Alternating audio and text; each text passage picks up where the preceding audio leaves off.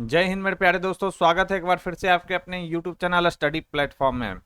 दोस्तों, आज के इस वीडियो में हम लोग ज्योग्राफी से रिलेटेड PYQ को डिस्कस करने वाला है, जो कि 71वीं BPSC प्रीलिम्स के एग्जाम के लिए काफ़ी ज़्यादा इंपॉर्टेंट रहने वाला है। इस वीडियो में मैंने दोस्तों 38वीं BPSC से लेकर 70वीं BPSC तक ज्योग्राफी में, चाहे वो इंडियन ज्योग्राफी हो या वर्ल्ड ज्योग्राफी हो, उससे रिलेटेड जो भी सवाल BPSC में पूछा गया दोस्तों, उसको मैंने कवर कर लिया है। तो अगर आप 71वीं BPSC प्रीलिम्स का एग्जाम देने जा रहे हो तो इस वीडियो को आप वन शॉट्स के रूप में या रिवीजन के रूप में इसे रख सकते हैं। इससे पिछले वाले वीडियो में मैंने दोस्तों भारतीय संविधान से रिलेटेड जो भी सवाल BPSC में पूछे गए थे उसको मैंने वहां पर कवर कर दिया है। तो जिन लोगों ने उस वीडियो को जाकर नहीं देखा है तो प्लेलिस्ट बना हुआ है, आप वहां से जाकर उस वीडियो को देख लेंगे।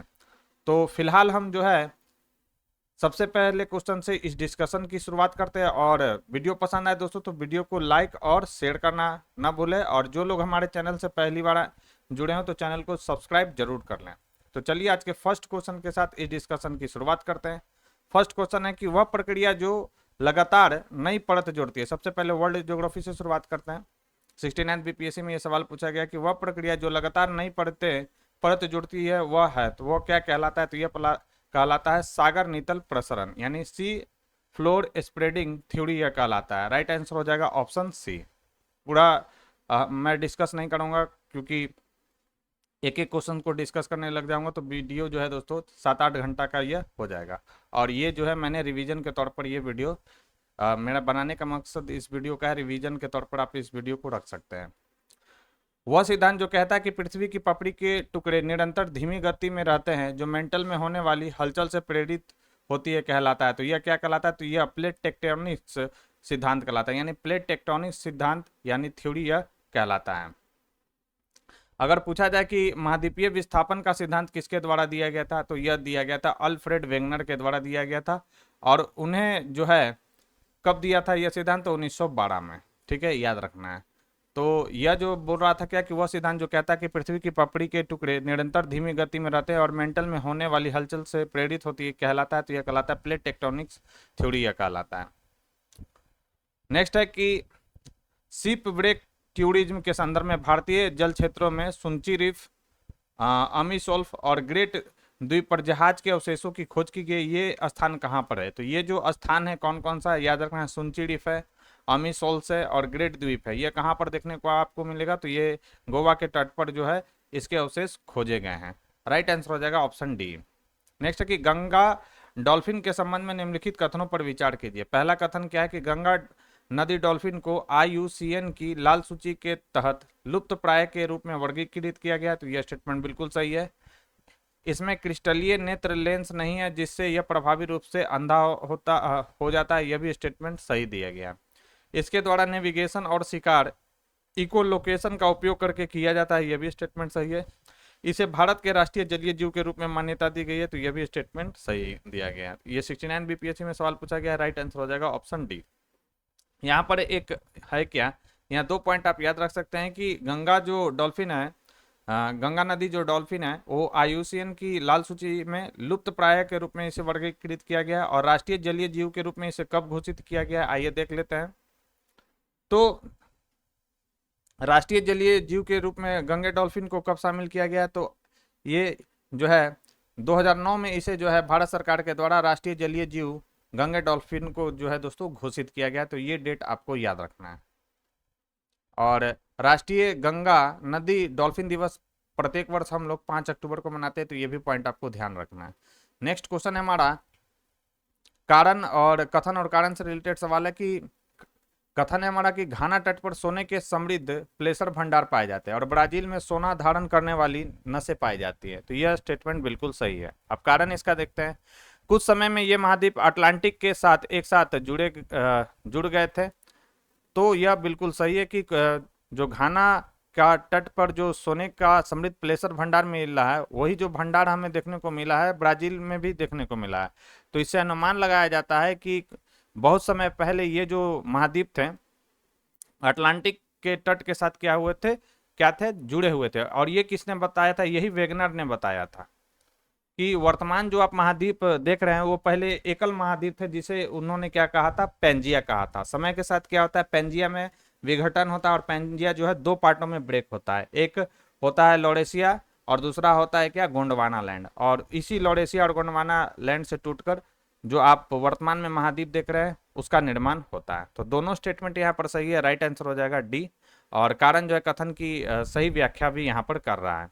नेक्स्ट, निम्नलिखित में से कौन सा समुद्री जैव विविधता के दृष्टिकोण से दुनिया का सबसे समृद्ध क्षेत्र है, जिसमें मुहाना समुद्र तट, निकटवर्ती पर्यावरण के जंगल, समुद्री घास, प्रवाल भित्तियां, नमक दलदल और मैंग्रोव वाले 21 द्वीप शामिल है। ये लगातार ये सवाल ये पूछा गया था 69वीं बीपीएससी में और 70वीं बीपीएससी में ये सवाल देखने को मिला है। तो इसका राइट आंसर हो जाएगा, यह किसके बारे में कहा जा रहा है, तो मन्नार की खाड़ी बायोस्फीयर के बारे में ये बताया जा रहा है कि इसमें क्या देखने को मिलता है, मुहाना समुद्री तट, निकटवर्ती पर्यावरण के जंगल, समुद्री घास, प्रवाल भित्तियां, नमक दलदल और मैंग्रोव वाले 21 द्वीप इसमें शामिल है। ये किसके बारे में बोला गया है, तो मन्नार की खाड़ी में जो बायोस्फीयर रिजर्व है उसके बारे में यह कहा जा रहा है। राइट आंसर हो जाएगा ऑप्शन डी। ये पूरा यहाँ पर डिटेल दिया गया, आप पीडीएफ में से देख लेंगे। पीडीएफ आपको मेरे टेलीग्राम चैनल पर मिल जाएगा, जिसका लिंक जो है डिस्क्रिप्शन बॉक्स में दिया गया। नेक्स्ट है 90 डिग्री पूर्वी देशांतर पर स्थित थिम्पू, जो कि कहाँ पर है, भूटान की राजधानी है, का स्थानीय समय क्या है जब ग्रीनविच जो कि 0 डिग्री होता है देशांतर पर समय दोपहर 12 बजे है। तो इसका राइट आंसर हो जाएगा क्या बजेगा, तो ये बजेगा शाम के 6 बजेगा। ठीक है, याद रखेंगे। नेक्स्ट, निम्नलिखित में से कौन सा कथन सही है, तो अब्रक कोडरमा में पाया जाता है। यह स्टेटमेंट बिल्कुल सही दिया गया कि अब्रक का जो भंडार है वह कहाँ पर देखने को मिलता है, तो झारखंड के कोडरमा में अब्रक का भंडार आपको देखने को मिलेगा। राइट आंसर हो जाएगा ऑप्शन ए।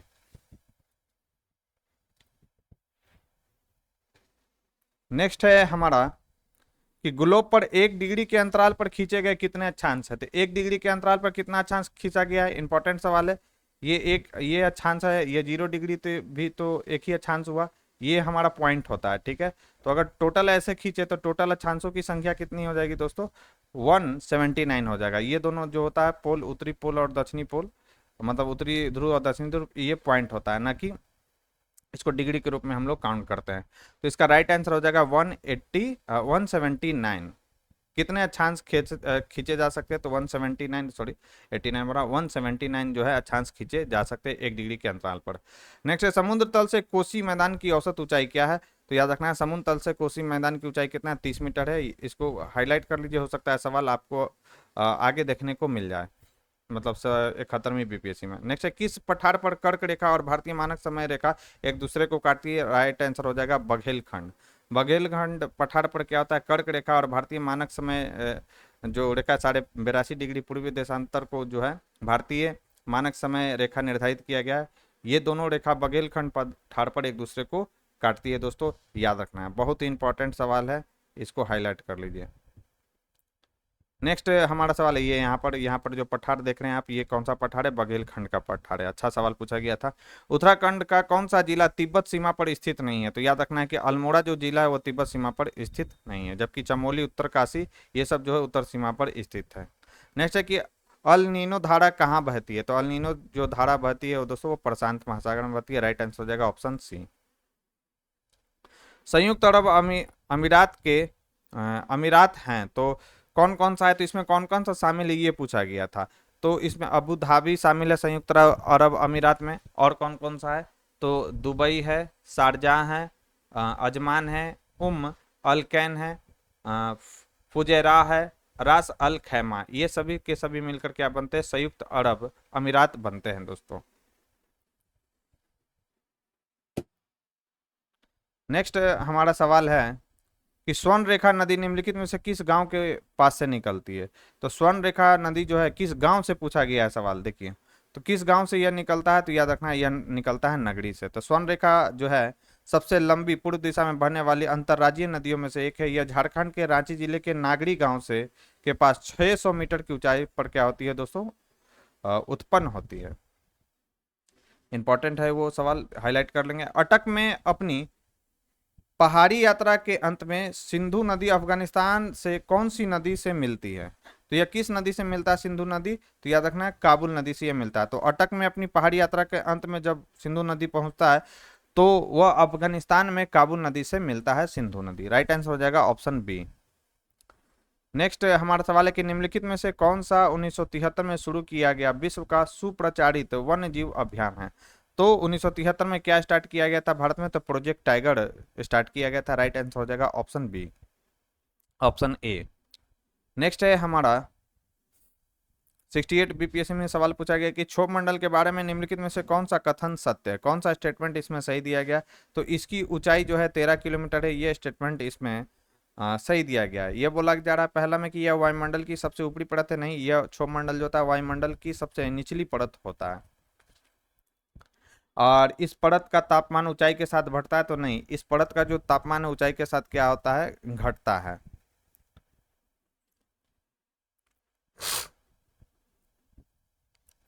और समताप में क्या होता है, समस्त जलवायु और मौसमी परिवर्तन वायुमंडल, इसी में घटनाएं आपको देखने को मिलता है क्षोभ मंडल में। ठीक है, तो समस्त जलवायु और मौसम परिवर्तन की घटनाएं किस मंडल में आपको देखने को मिलेगा, तो क्षोभ मंडल में। और पूछा जाए कि ओजोन मंडल किस में होता है, तो याद रखना है समताप मंडल में। आगे बढ़ते हैं हम लोग। पेंजिया से अलग हुए दक्षिणी महाद्वीप को क्या कहा जाता है। तो मैंने अभी आपको बताया कि उत्तरी भाग को क्या कहा गया था, लॉरेशिया, और दक्षिणी भाग को क्या कहा गया है, गोंडवाना लैंड। और भारतीय प्रायद्वीप जो है, भारतीय जो प्रायद्वीप है वो किसका हिस्सा है, तो ये गोंडवाना लैंड का हिस्सा है, याद रखना है। तो उत्तरी भाग को क्या कहा जाता है, यहाँ पर लिख दे रहा हूँ मैं। उत्तरी भाग को लॉरेशिया, और दक्षिणी भाग को जब पेंजिया टूटा था तो उसका नाम क्या था, याद रखना है गोंडवाना लैंड। यह किसने बनाया था, अल्फ्रेड वेगनर ने यह बताया था, उन्होंने नाम दिया था। आर्कटिक क्षेत्र और अंटार्कटिक महाद्वीप के निकट, महाद्वीप डैश के निकट स्थित है। तो याद रखना है यह जो है उत्तरी और दक्षिणी ध्रुव के निकट स्थित है। आर्कटिक जो क्षेत्र है कहाँ पर स्थित है, उत्तरी ध्रुव के निकट, और अंटार्कटिक जो महाद्वीप है वो दक्षिणी ध्रुव के निकट स्थित है। तो इजी सवाल पूछा गया था। नेक्स्ट हमारा सवाल है कि भारत के किन राज्यों की सीमा म्यांमार से मिलती है। तो याद रखना है अरुणाचल प्रदेश, नागालैंड, मणिपुर और मिजोरम, इसकी जो सीमा है वो म्यांमार से मिलती है दोस्तों। यानी 1 2 3 4 चार स्टेट जो है म्यांमार के साथ अपनी सीमा को साझा करते हैं, याद रखेंगे। सबसे लंबी सीमा साझा कौन करता है, बांग्लादेश करता है। कितने राज्यों से, तो देख लीजिए 1 2 3 4 5, यानी 5 राज्यों से, पश्चिम बंगाल, असम, मेघालय, त्रिपुरा, मिजोरम। चीन अगर आप देखें तो उसके बाद दूसरे नंबर पर है चीन। यह जम्मू कश्मीर, हिमाचल प्रदेश, उत्तराखंड, सिक्किम, अरुणाचल प्रदेश से अपनी सीमा साझा करता है। पाकिस्तान जो जम्मू कश्मीर, पंजाब, राजस्थान और गुजरात के साथ। नेपाल जो उत्तराखंड, उत्तर प्रदेश, बिहार, पश्चिम बंगाल, सिक्किम के साथ। म्यांमार जो है 4 राज्यों के साथ, अरुणाचल प्रदेश, नागालैंड, मणिपुर, मिजोरम। और भूटान जो है सिक्किम, पश्चिम बंगाल, असम और अरुणाचल प्रदेश, यानी ये भी 4 राज्यों के साथ जो है अपनी सीमा साझा करता है दोस्तों। और पाकिस्तान भी, ठीक है, पाकिस्तान, म्यांमार, भूटान, ये जो है आप देख रहे हैं 4 राज्यों के साथ अपनी सीमा को साझा कर रहे हैं, तो याद रख सकते हैं आप ऐसे। नेक्स्ट, निम्नलिखित में से कौन सा समुद्री जैव विविधता के दृष्टिकोण से दुनिया का सबसे समृद्ध क्षेत्र है जिसमें 21 द्वीप। देखिए 68 बीपीएससी में ये सवाल पूछा गया, तो मैंने 17वीं बीपीएससी आपको बता। देखिए सवाल जो है 68 बीपीएससी का था, मन्नार की खाड़ी जो बायोस्फीयर है, ये 68 बीपीएससी में पूछा गया, और 69th बीपीएससी में भी ये सवाल पूछा गया है। तो आप देख सकते हैं 10 बीपीएससी में सवाल जो है रिपीटेड होता है। 68 में पूछा गया, 69 में भी सेम सवाल उठाकर रख दिया गया, ठीक है। वहाँ पर मैंने 17वीं बीपीएससी बोला, इसके लिए सॉरी। तो बताने का मेरा सेंस था कि प्रीवियस ईयर्स को देख कर जाना है, प्रीवियस ईयर से बहुत सारे क्वेश्चन बीपीएससी में पूछे जाते हैं। नेक्स्ट है, भारत की क्षेत्रीय सीमा समुद्र तट से कितनी समुद्री मील या किलोमीटर तक फैली है। राइट आंसर हो जाएगा कितना फैला हुआ है, तो यह है 12 समुद्री मील, नॉटिकल मील, यानी 12 नॉटिकल मील तक ये फैला हुआ है, लगभग कितना 21.9 किलोमीटर। नेक्स्ट है, भारत में निम्नलिखित में से कौन सी नदी घाटी कोयला भंडार से समृद्ध है। तो कोयला भंडार से समृद्ध कौन सा है, राइट आंसर हो जाएगा उपयुक्त में से एक से अधिक। दामोदर नदी घाटी भी है, सोन नदी घाटी भी है, और महानदी घाटी, ये सभी जो आप नदी घाटियां देख रहे हैं दोस्तों, ये कोयला भंडार से क्या है, समृद्ध है। नेक्स्ट है हमारा,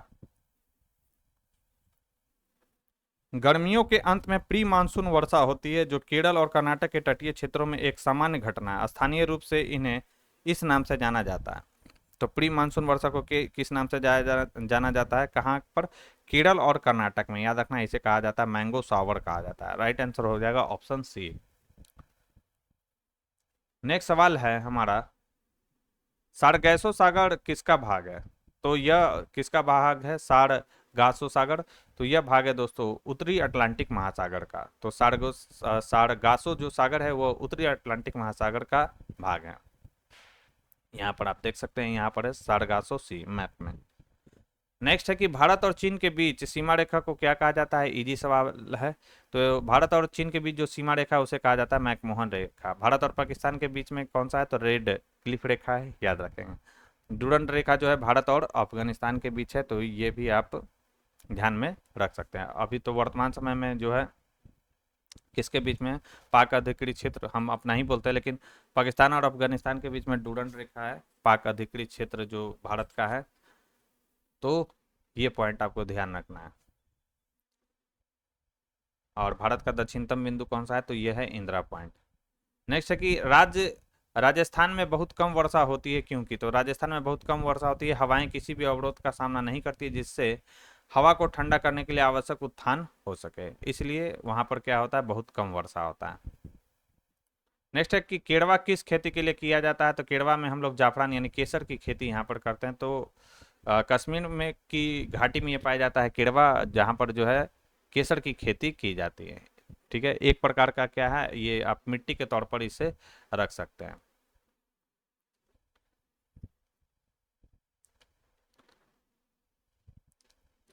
निम्नलिखित कथनों पर विचार कीजिए। भारत में प्रोजेक्ट टाइगर जो है 1973 में लॉन्च किया गया था, बिल्कुल सही है।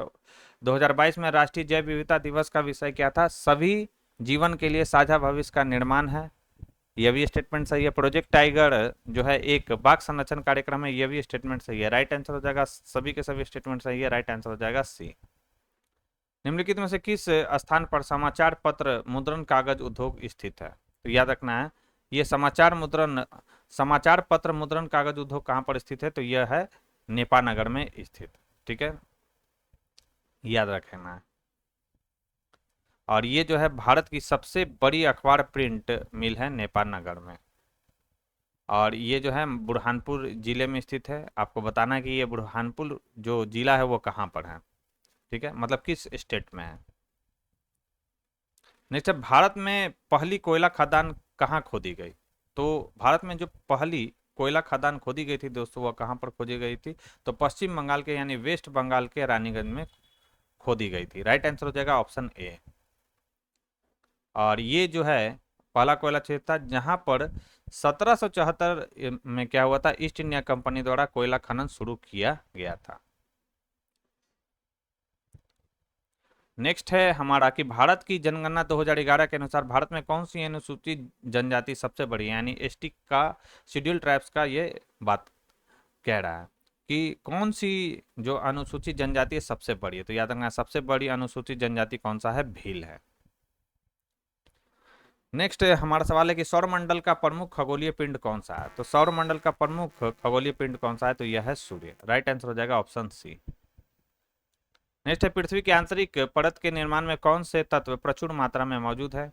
तो निकेल और फेरम जो है वो पृथ्वी के आंतरिक परत के निर्माण में सबसे प्रचुर मात्रा में पाए जाने वाले तत्व है। याद रखना है निकेल और फेरम। यहाँ पर है क्रस्ट या लिथोस्फीयर, ये किससे बना है? तो सिलिका प्लस एल्युमिनियम से बना हुआ है, इसे सियाल कहा जाता है। मेंटल या मेसोस्फीयर जो है सिलिका और मैग्नीशियम से बना हुआ है। और कोर जो है यानी सेंट्रोस्फीयर, ये बना हुआ है निकेल प्लस फेरम का। ठीक है, और यही सवाल आपसे आंतरिक परत के बारे में ये पूछ रहा था। राइट आंसर हो जाएगा ऑप्शन सी। नेक्स्ट, निम्नलिखित में से किसने क्षरण के भौगोलिक चक्र की अवधारणा को प्रतिपादित किया था? तो क्षरण के भौगोलिक चक्र की अवधारणा को प्रतिपादित किया था W.M. डेविस ने। राइट आंसर हो जाएगा ए, W.M. डेविस। किस गोलार्ध में गर्जनशील 40, उग्र 50, चिकता 60 का दशक चल रहा है? राइट आंसर हो जाएगा दक्षिणी गोलार्ध में। नेक्स्ट है हमारा कि पट्टी सीमा परियोजना निम्नलिखित में से किस नदी के एकीकरण से संबंधित है? पट्टी सीमा परियोजना के बारे में ये सवाल पूछा गया था, जो कि 67 बीपीएससी में जो पेपर कैंसिल हो गया था उसमें ये सवाल पूछा गया था। तो याद रखना है, यह पूछा गया है किस नदी के एकीकरण से संबंधित है? तो यह है संबंधित कृष्णा और गोदावरी नदी के एकीकरण से संबंधित है पट्टी सीमा परियोजना। नेक्स्ट है कि भूमिगत कोयले का दहन किस राज्य में होता है? तो भूमिगत कोयले का जो दहन है वो झारखंड राज्य में होता है। राइट आंसर हो जाएगा ऑप्शन सी। नेक्स्ट जो सवाल है हमारा, पूछा गया कि दामोदर, कोयल और स्वर्ण रेखा नदियां निम्नलिखित में से कहां से निकलती हैं। तो याद रखना है ये जो तीनों नदियां हैं, दामोदर, कोयल और स्वर्ण रेखा नदियां, यह निकलता है दोस्तों छोटा नागपुर पठार से। ठीक है, राइट आंसर हो जाएगा ऑप्शन सी। सोन नदी जो है पठार, सोन नदी पठार के उत्तर पश्चिम में बहती है और गंगा में क्या होती है दोस्तों, मिल जाती है सोन नदी।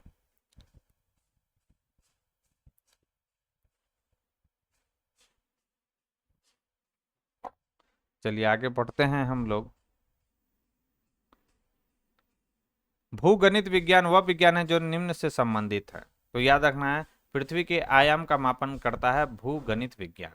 राइट आंसर हो जाएगा ऑप्शन बी। नेक्स्ट, महाद्वीपीय बहाव का सिद्धांत किसके द्वारा प्रस्तुत विकसित किया गया था। तो अल्फ्रेड वेगनर के द्वारा विकसित किया गया था। कब, 1912 में। क्या बताया था इन्होंने कि वर्तमान में जो भी महाद्वीप है आप देख रहे हैं वो बहुत समय पहले एक ही भूखंड के भाग थे, जिसका नाम उन्होंने पैंजिया दिया था, और इसके चारों ओर एक विशाल महासागर था जिससे उन्होंने पैंथालासा कहा था। समय के साथ पैंजिया में विखंडन होता है दो पार्ट में, उत्तरी पार्ट कहलाता है लॉरेशिया और दक्षिणी पार्ट कहलाता है गोंडवाना। भारतीय प्रायद्वीप जो है, हमारा जो प्रायद्वीपीय भारत है वो किसका हिस्सा है, तो गोंडवाना लैंड का हिस्सा है दोस्तों। बहुत सारे इन्होंने प्रमाण दिए थे महाद्वीपियों के समानता से, मतलब कि जैसे हमारा हो गया दक्षिणी अमेरिका हो गया और अफ्रीका हो गया, तो प्रमाण उन्होंने बहुत सारा दिया था कि प्राचीन समय में ये जो दोनों भूखंड थे कभी एक ही स्थान पर थे, मतलब दोनों एक ही जगह पर थे। प्लेसर निक्षेप दिया था, कई जीवों का अवशेष जो कि दक्षिण अफ्रीका में भी मिला था और अफ्रीका के पश्चिमी तट पे भी मिला था। तो ऐसे ऐसे बहुत सारे सिद्धांत मतलब उन्होंने प्रमाण दिए थे महाद्वीपीय विस्थापन के सिद्धांत को प्रमाणित करने के लिए। नेक्स्ट, निम्नलिखित में से कौन सा कथन एस्कर्स और ड्रमलिन से संबंधित है। तो एस्कर्स बुरी तरह बिछी हुई बजरी और रेत की लकीरें, बिल्कुल सही है। ड्रमलिन का जो निर्माण है अधिकतर शिलाखंडों और मिट्टी से होता है, बिल्कुल ये भी सही है। अंडों की टोकरी की स्थलाकृति एस्कर्स वाले इलाकों की विशेषता है, गलत है ये। जबकि एस्कर्स ग्लेशियर धाराओं द्वारा निर्मित होते हैं और ड्रमलिन ग्लेशियर क्रिया के परिणाम स्वरूप बनते हैं, यह स्टेटमेंट सही है। राइट आंसर हो जाएगा कौन सा, सही उत्तर कौन सा है, तो केवल 1, 2, 4 ही यहाँ पर सही है। पूरा डिटेल देख लेंगे आप। अंडाकार जो होता है, अंडाकार आकृति रिज जैसी होती है, ड्रमलिन्स का होता है ना कि एस्कर्स का। यहाँ पे बोला अंडाकार, तो ये ड्रमलिन का विशेषता है ना कि किसका है दोस्तों, एस्कर्स का। इसलिए तीसरा स्टेटमेंट गलत है। सुंडा ट्रेंच किस द्वीप के समानांतर स्थित है। तो सुंडा जो ट्रेंच है वो सुमात्रा द्वीप के क्या है, समानांतर है। नेक्स्ट है, निम्नलिखित तुलनाओं के आधार पर हिमालय नदी की तुलना प्रायद्वीपीय नदी से करें। अधिकांश हिमालय नदियां बारहमासी है, जबकि अधिकांश प्रायद्वीपीय नदियां जो है वर्षा पर निर्भर है, बिल्कुल ये स्टेटमेंट सही है। सारे का यहाँ पर जो भी आप सवाल देख रहे हैं दोस्तों, वो 11th क्लास एनसीईआरटी की बुक अगर आपने अच्छे से पढ़ा होगा उसको, तो आपसे एक भी सवाल यहाँ पर नहीं छूटेगा, क्योंकि एकदम एनसीईआरटी का लाइन बाय लाइन उठाकर यहाँ पर दिया गया है। हिमालय नदी की ढाल प्रायद्वीपीय नदी की तुलना में अधिक तीव्र है, यह भी स्टेटमेंट सही है। प्रायद्वीपीय नदी हिमालय नदी की तुलना में अपने मार्ग में अधिक कटाव करती है, बिल्कुल गलत है। हिमालय की जो नदियां हैं वो अपने मार्ग में अधिक कटाव करती है, प्रायद्वीपीय नदी उसकी अपेक्षा कम कटाव करती है। राइट आंसर हमसे पूछा जा रहा था, राइट आंसर हो जाएगा ऑप्शन ए। नेक्स्ट है कि एक प्रभावी कोरियोलिस बल का परिणाम होता है। तो याद रखना है, जो प्रभावी कोरियोलिस बल होता है उसका परिणाम क्या होता है, तो इसका परिणाम होता है पृथ्वी का घूर्णन। राइट आंसर हो जाएगा बी।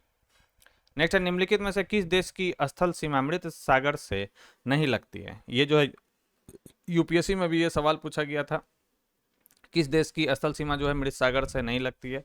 तो लेबनान देश की जो सीमा है वो मृत सागर से यानी डेड सी से नहीं लगती है, ये यहाँ पर आप देख सकते हैं।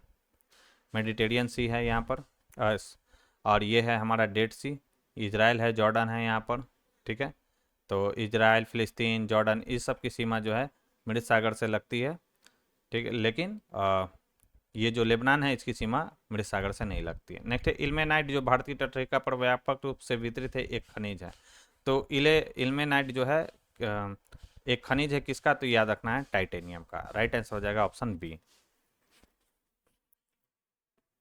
नेक्स्ट है, गंगा के मैदान को इस प्रकार वर्णित किया जाता है। तो गंगा का मैदान को किस प्रकार वर्णित किया जाता है, तो यह है जियो सिंक्लाइन के रूप में इसे वर्णित किया जाता है। इसको वीवीआई कर लीजिए। 67 बीपीएससी, ये समय जो सवाल है काफ़ी अच्छे अच्छे पूछे गए। मुझे ऐसा लगता है कि 67, 60 से 68 ये सब के जो सवाल है 71वीं बीपीएससी में आपको जरूर देखने को मिल सकता है दोस्तों। और 70वीं वाला भी मैं क्वेश्चन कर लूँगा, तो ये 4-5 साल के जो क्वेश्चन है कम से कम आप अच्छे से कवर कर लें, जरूर देखने को मिलेगा। हालांकि मैं जितना भी ज्योग्राफी से सवाल पूछा गया है बीपीएससी में उसको तो मैं कवर करा ही दूंगा। नेक्स्ट है, निम्नलिखित में से कौन सी मीठे पानी की झील है, तो याद रखना वुलर जो है मीठे पानी की झील है। आगे बढ़ते हैं हम लोग। नेक्स्ट है हमारा कि निम्नलिखित में से किस ग्रह का घनत्व सबसे कम है, तो शनि ग्रह का जो है घनत्व सबसे कम होता है दोस्तों। और आपको बताना है कि यहाँ पर तो लिख ही दिया है कि सबसे अधिक जो घनत्व होता है किस ग्रह का होता है, तो वह है पृथ्वी। पृथ्वी का घनत्व सर्वाधिक है, कितना है, तो 5.5। ये डेटा आपको याद रखना है। नेक्स्ट है, पश्चिमी सिंहभूम में स्थित चिड़िया की सबसे प्रसिद्ध विशेषता क्या है, तो याद रखना है पश्चिमी सिंहभूम में जो स्थित चिड़िया है उसकी सबसे प्रसिद्ध विशेषता क्या है, तो लौ अयस्क खनन। यहाँ लौ अयस्क का खनन किया जाता है, याद रखेंगे। तो ये जो स्थान है चिड़िया वो लौ अयस्क खनन के लिए फेमस है। सलीम अली पक्षी अभ्यारण्य कहाँ स्थित है, सभी को मालूम होगा कि सलीम अली पक्षी अभ्यारण्य कहाँ पर स्थित है, तो यह गोवा में स्थित है दोस्तों। और ये जो है मांडवी, गोवा में मांडवी नदी आपने सुना होगा, इसे मंडोवी नदी भी कहा जाता है। मंडोवी नदी के किनारे चोड़ाव द्वीप के पश्चिमी सिरे पर स्थित है यह सलीम अली पक्षी अभ्यारण्य, तो ये पॉइंट आपको ध्यान रखना है। नेक्स्ट, राजस्थान में स्थित खेतरी माइंस किसके लिए, तो कई बार आपने सुना होगा राजस्थान में स्थित है खेतरी, और किसके लिए फेमस है, तो तांबे की खदानों के लिए यह फेमस है। नेक्स्ट है कि अड्डू अटोल किस महासागर में स्थित है, तो अड्डू जो अटोल है वह किस महासागर में है, तो यह हिंद महासागर में स्थित है। राइट आंसर हो जाएगा सी। नेक्स्ट है, मेकांग गंगा सहयोग 2000 में शुरू किया गया था, तो मेकांग गंगा सहयोग जो है शुरू किया गया था कहाँ, लाओस में। मेकांग गंगा सहयोग यानी MGC। तो इसे लॉन्च जो किया गया था लाओस के वियंतियाने में इसे लॉन्च किया गया था, याद रखेंगे।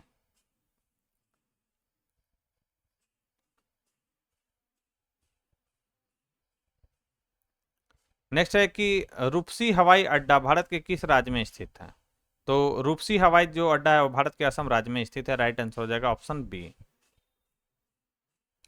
उत्तरी अमेरिका में नियाग्रा फॉल्स किसके बीच स्थित है, तो नियाग्रा फॉल्स जो है आपको कहाँ देखने को मिलेगा, तो लेक ओंटारियो और लेक एरी के बीच में कौन सा फॉल्स है, तो नियाग्रा फॉल्स है। ठीक है, आप यहाँ पर देख सकते हैं ये नियाग्रा फॉल्स है। ये जो है लेक ओंटारियो है, लेक ओंटारियो यहाँ पर है आपको, और लेक एरी, इन दोनों के बीच में स्थित है नियाग्रा फॉल्स। नेक्स्ट है, निम्नलिखित में से एक जोड़ा बेमेल है, इसे खोजिए। कौन सा जोड़ा जो है बेमेल है, तो मसाई जो है मध्य पूर्वी अफ्रीका में पाई जाने वाली जनजाति है, बिल्कुल सही है। बेडवाइन जो है बेडवाइन जो है अरब प्रायद्वीप में पाया जाता है, बिल्कुल सही। किर्गिज जो है मध्य एशिया में पाई जाने वाली जनजाति है। सकाई जो है मलेशिया में पाई जाने वाली जनजाति नहीं है दोस्तों। तो अब सवाल ये होता है कि सकाई कहाँ पर पाया जाता है, तो सकाई जो है इंडोनेशिया के सुमात्रा द्वीप में रहने वाली क्या है, जनजाति है, याद रखेंगे। यहाँ पे बहुत सारी जनजातियाँ और वो किस क्षेत्र में पाई जाती है ये दिया गया है, PDF में आप देख लेंगे। निम्नलिखित में से कौन जर्मनी का कोयला क्षेत्र नहीं है, तो लोरेन जो बेसिन है वह जर्मनी का कोयला क्षेत्र नहीं है, जबकि रूहर, सार बेसिन और एकेन बेसिन जो है वो जर्मनी का कोयला क्षेत्र है दोस्तों। कौन सा नहीं है, लोरेन बेसिन नहीं है। चलिए आगे बढ़ते हैं कि रूस के उस शहर का नाम बताइए जिसे उत्तर का वेनिस कहा जाता है, तो उत्तर का वेनिस कहा जाता है दोस्तों रूस के किस शहर को, तो सेंट पीटर्सबर्ग को कहा जाता है। राइट आंसर हो जाएगा ऑप्शन बी।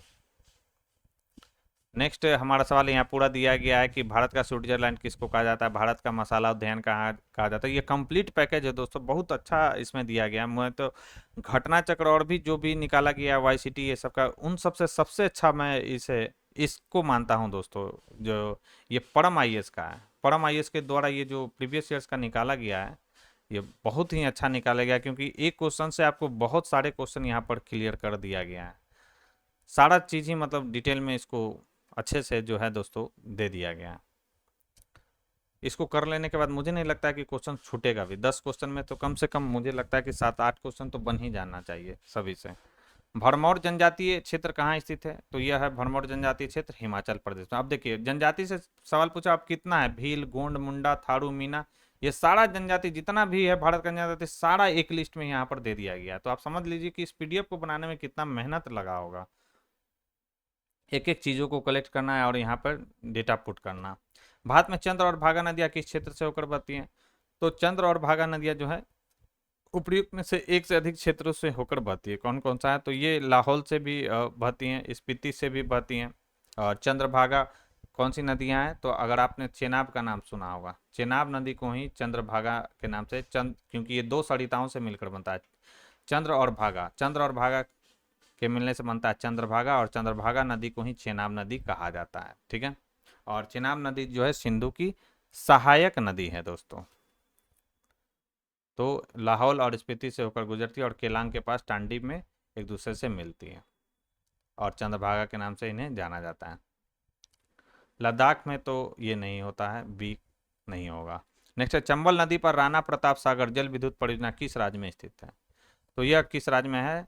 तो राजस्थान राज्य में स्थित है। चंबल नदी पर है राणा प्रताप सागर जल विद्युत परियोजना, और ये किस राज्य में है? तो राजस्थान राज्य में है। यहाँ पर पूरा परियोजना दे दिया गया है। देखिए कितना अच्छा से डिटेल है, आपको कहीं पर नहीं जाना इधर उधर।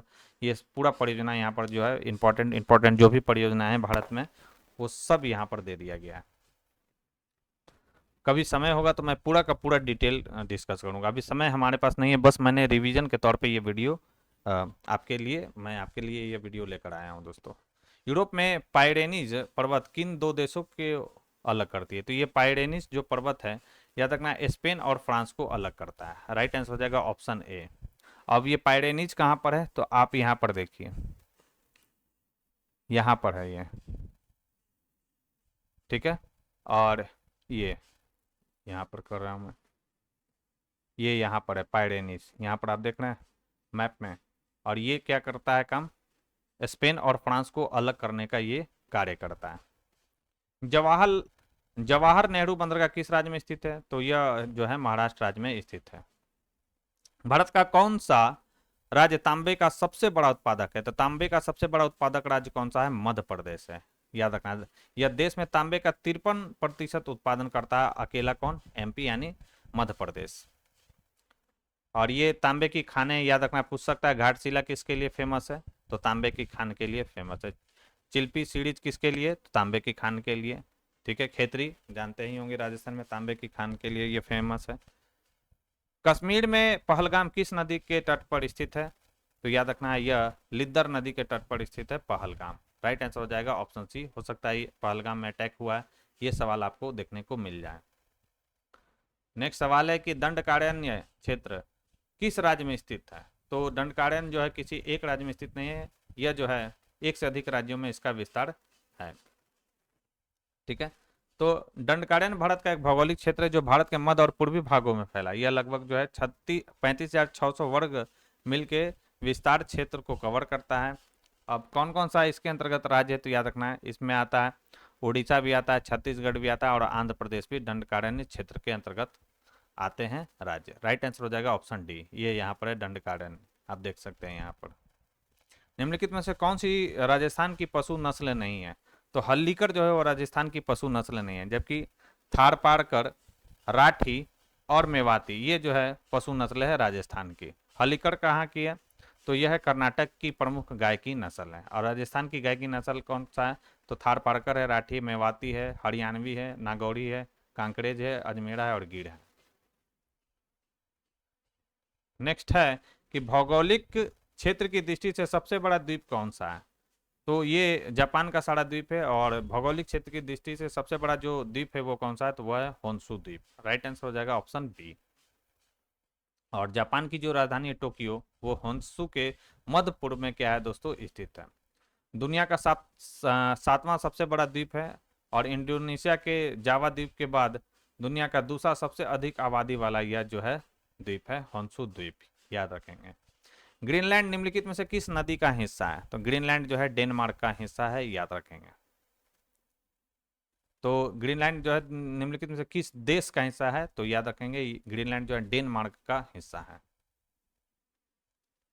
निम्नलिखित महाद्वीपों में से किसमें सबसे अधिक देश हैं? तो सबसे अधिक देश कहाँ पर आपको देखने को मिलेगा? सबसे अधिक देश जो है अफ्रीका में है। अफ्रीका महाद्वीप में सबसे अधिक देश है। और ये कितना देश है?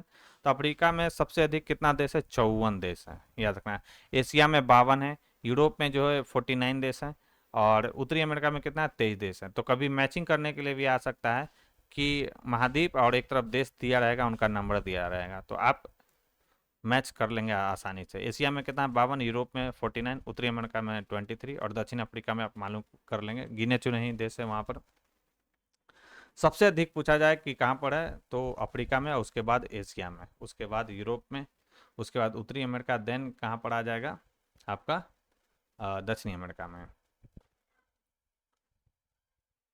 नेक्स्ट है कि 2011 की जनगणना के अनुसार भारत का वह राज्य जिसकी कुल जनसंख्या में जनजातीय जनसंख्या का प्रतिशत सबसे अधिक था, तो यह कौन था? तो यह था मिजोरम। राइट आंसर हो जाएगा ऑप्शन बी। यानी प्रतिशत में पूछ रहा है कि कुल जनसंख्या में जनजातीय जनसंख्या का प्रतिशत सबसे अधिक किस राज्य का था, तो यह था मिजोरम। नेक्स्ट है निम्नलिखित में से कौन सा कॉफी उगाने वाला क्षेत्र कर्नाटक में नहीं है? तो याद रखना है कि पुलनित जो है वह कॉफी उगाने वाला जो एक क्षेत्र है जो कर्नाटक राज्य में नहीं है, जबकि चिकमंगलुरु, कुर्ग, बाबा बुदिन, ये सभी की सभी जो क्षेत्र हैं ये कॉफी उत्पादन करने वाले क्षेत्र है जो कि कर्नाटक में स्थित है। पुलनित जो है कर्नाटक में नहीं है। यह कहाँ पर है? तो यह पुलनित जो है तमिलनाडु में आपको देखने को मिलेगा। और ये भी जो है कॉफी उगाने वाला क्या है दोस्तों? क्षेत्र है। और भारत की 71% कॉफी का उत्पादन अकेले कौन करता है? कर्नाटक करता है। कर्नाटक का सबसे बड़ा कॉफी उत्पादक क्षेत्र कौन सा है? तो कोडागू है। कोडागू है, जिसे हम लोग कुर्ग के नाम से जानते हैं, और कुर्ग जो है कर्नाटक का एक जिला है। नेक्स्ट है कि भौगोलिक क्षेत्र की दृष्टि से भारत का निम्नलिखित में से कौन सा जिला सबसे बड़ा है? तो भौगोलिक क्षेत्र की दृष्टि से अगर देखें तो भारत का सबसे बड़ा जो जिला है वो कौन सा है? तो वह है लेह। राइट आंसर हो जाएगा ऑप्शन ए। और सबसे बड़ा जिला ये बन गया। लेकिन कच्छ कच्छ जिला जो है भारत का दूसरा सबसे बड़ा जिला है। तो पहले नंबर पर है लेह, दूसरे नंबर पर कौन सा आ गया है दोस्तों? याद रखना है कच्छ, गुजरात में स्थित है। नेक्स्ट है भारत का वह राज्य जिसमें सबसे अधिक वन्य जीव अभ्यारण्य है। तो सबसे ज्यादा वन्य जीव जो अभ्यारण्य आपको देखने को मिलेगा वह महाराष्ट्र राज्य में आपको देखने को मिलेगा। राइट आंसर हो जाएगा ऑप्शन सी। और महाराष्ट्र में लगभग जो है 42 वन्य जीव अभ्यारण्य है।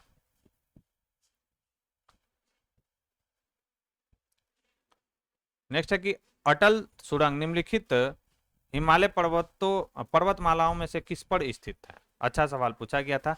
तो अटल जो सुरंग है पूर्वी पीर पंजाल हिमालय पर्वतमाला में से जो है दोस्तों स्थित है। ये जो सुरंग आप देखते हैं अटल सुरंग, ये कहां पर स्थित है? तो पूर्वी पीर पंजाल में यह स्थित है। राइट आंसर हो जाएगा ऑप्शन डी, इसका बिल्कुल परफेक्ट आंसर हो जाएगा। और ये जो है आपको इसकी लंबाई भी याद रखना है कि इसकी लंबाई कितना है? तो 9.02 किलोमीटर है। तो ये यहाँ पर दिया गया है कि अटल सुरंग जो है रोहतांग सुरंग के रूप में भी इसे जाना जाता है। ये पॉइंट आपको ध्यान में रखना है।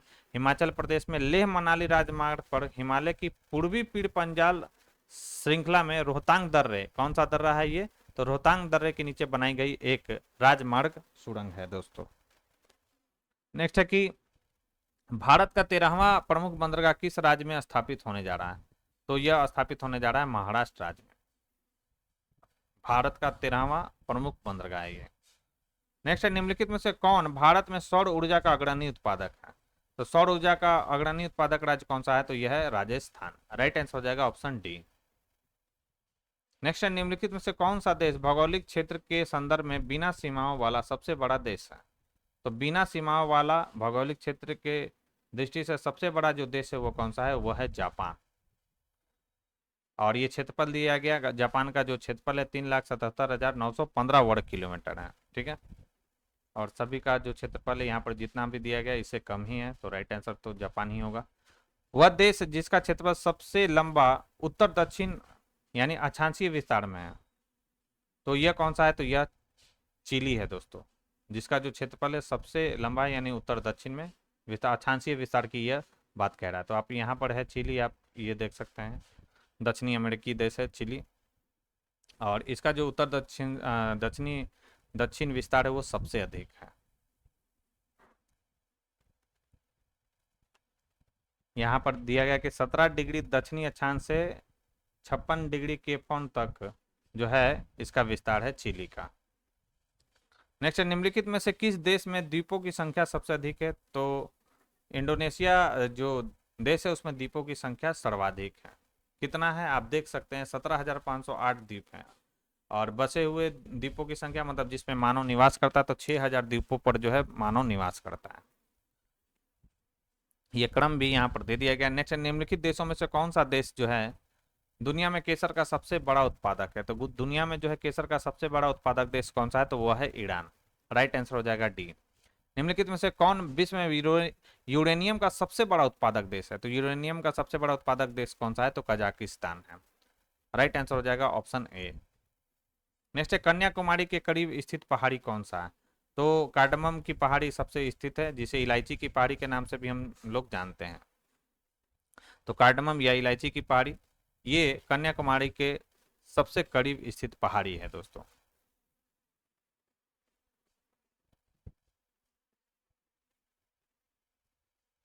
यहाँ पर है कार्डमम की पहाड़ी। नेक्स्ट है, निम्नलिखित में से किस पहाड़ी पर चाय के बागान नहीं है? गिरनार पहाड़ी पर जो है चाय के बागान नहीं है, जबकि कानन देवन, नीलगिरी, दार्जिलिंग फेमस ही है चाय के लिए। ये सभी चाय के बागान के लिए चाय की बागान की पहाड़ियां है, गिरनार नहीं है। नेक्स्ट है कि निम्नलिखित में से किस क्षेत्र में प्रवाल भित्तियां नहीं पाई जाती हैं? तो कैम्बे की खाड़ी में जो है प्रवाल भित्तियां नहीं पाई जाती है, इसको आप VBI कर ले जाए। आपसे पूछ सकता है मन्नार की खाड़ी में प्रवाल भित्तियां, मन्नार की खाड़ी में आपको प्रवाल भित्तियां देखने को मिलेगी दोस्तों। कच्छ की खाड़ी में भी देखने को मिलेगा, लक्षद्वीप और मिनिकॉय द्वीप में मिलेगा। कैम्बे की खाड़ी में जो है आपको यह देखने को नहीं मिलेगा दोस्तों। कैम्बे की खाड़ी मतलब खंबात की खाड़ी, ठीक है, याद रखेंगे। 2011 की जनगणना के अनुसार निम्नलिखित धार्मिक समूह में से किसने साक्षरता दर का उच्चतम प्रतिशत दर्ज किया? तो सबसे ज्यादा साक्षरता दर किसका है? तो यह है जैन धर्म का। राइट आंसर हो जाएगा ऑप्शन सी। निम्नलिखित में से कौन सा एक स्थल रुद्र यानी लैंड लॉक नेशन है? ये आपसे सवाल पूछा गया। तो हंगरी जो है वह एक स्थल रुद्र देश है। राइट आंसर हो जाएगा बी।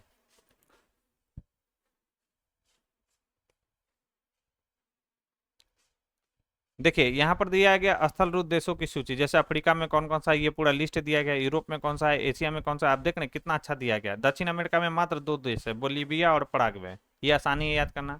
डिफिकल्ट कौन कौन सा है? तो अफ्रीका, यूरोप, एशिया, ये थोड़ा डिफिकल्ट है स्थल रुद्र देशों का नाम याद रखने के लिए। लेकिन दक्षिण अमेरिका में हो सकता है इस बार पूछ दे कि बोलीविया और पराग्वे से रिलेटेड कि दक्षिणी अमेरिकी कौन सा देश जो है दक्षिण अमेरिका में स्थल रुद्र देश है? तो याद रखना बोलीविया और पराग्वे। नेक्स्ट, निम्नलिखित में से कौन सा क्षेत्रफल की दृष्टि से सबसे बड़ा द्वीप है? तो क्षेत्रफल की दृष्टि से सबसे बड़ा द्वीप कौन सा है? तो यह है बोर्नियो। राइट आंसर हो जाएगा ऑप्शन ए, इसका बिल्कुल परफेक्ट आंसर होगा।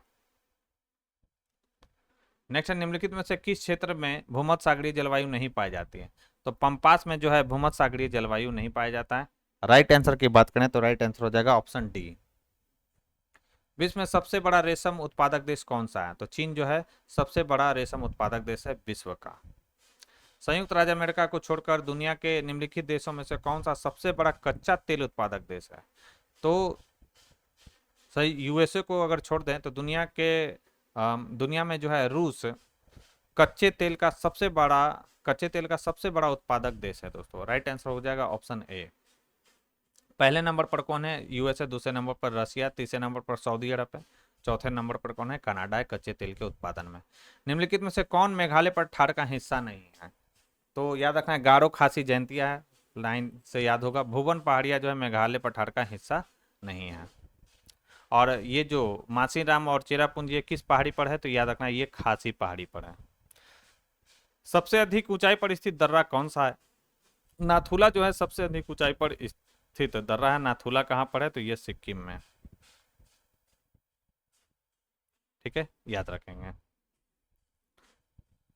नेक्स्ट है 98 नंबर सवाल की जनगणना 2011 के अनुसार भारत की कुल जनसंख्या में शहरी जनसंख्या का प्रतिशत लगभग था, तो कितना था? तो याद रखना है यह था 31।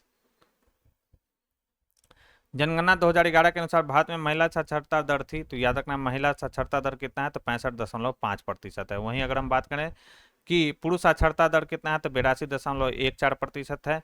और समग्र साक्षरता की बात करें तो यह कितना है 2011 की जनगणना के अनुसार, तो 74% है। कोकस प्लेट किसके बीच स्थित है, एनसीईआरटी का सवाल है। तो यह जो है मध्य अमेरिका और प्रशांत प्लेट के बीच आपको देखने को मिलेगा कोकस प्लेट। राइट आंसर हो जाएगा ऑप्शन ए। ये यहाँ पर बहुत सारा प्लेट है, जैसे कोकस प्लेट प्रशांत महासागर और मध्य अमेरिका के पश्चिमी तट से आपको देखने को मिलेगा। और नाजका आप प्लेट याद रख सकते हैं, दक्षिण अमेरिका और प्रशांत प्लेट के बीच आपको देखने को मिलेगा। इसी तरीके से अरब प्लेट जो है लाल सागर और फारस की खाड़ी के बीच देखने को मिलेगा। फिलीपीन प्लेट जो है एशियाई प्लेट और प्रशांत प्लेट के बीच में देखने को मिलेगा। और 7 मुख्य प्लेटें कौन कौन सा है, तो याद रखना यूरेशियन प्लेट, प्रशांत प्लेट, अफ्रीकी प्लेट, उत्तरी अमेरिकी प्लेट, दक्षिणी अमेरिकी प्लेट, इंडो ऑस्ट्रेलियन प्लेट और अंटार्कटिक प्लेट। ये यहाँ पर प्लेट दिया गया है। संयुक्त राज्य अमेरिका का रस्ट बाउल निम्नलिखित में से किस क्षेत्र से संबंधित है, तो रस्ट बाउल जो है संयुक्त राज्य अमेरिका का एक क्षेत्र है और यह जो है पिट्सबर्ग क्षेत्र से संबंधित है। राइट आंसर हो जाएगा ऑप्शन डी। यह एक भौगोलिक क्षेत्र है जो कभी विनिर्माण या औद्योगिक महाशक्ति था, लेकिन अब क्या है दोस्तों, निर्जन है। निम्नलिखित में से किसे विश्व का कॉफी बंदरगाह के रूप में जाना जाता है, तो सेंटोस जो कि कहाँ पर है, ब्राजील में है। इसे विश्व का कॉफी बंदरगाह इसे कहा जाता है, सेंटोस को। कहाँ पर है ये, ब्राजील में है। तो याद रखेंगे, इंपॉर्टेंट ये सवाल हो सकता है।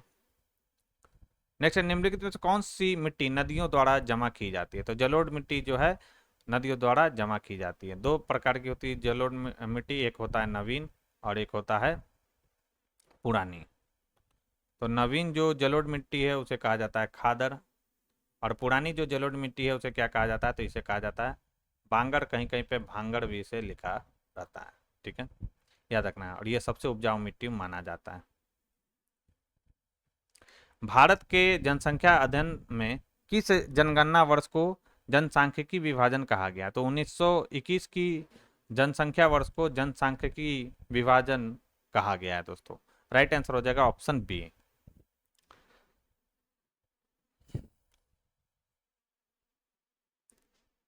तमिलनाडु में सबसे अधिक कपास मिले कहाँ स्थित है, तमिलनाडु में सबसे अधिक कपास मिले पूछ रहा है कि कहाँ पर स्थित है, तो यह स्थित है कपास मिले कोयम्बटूर में।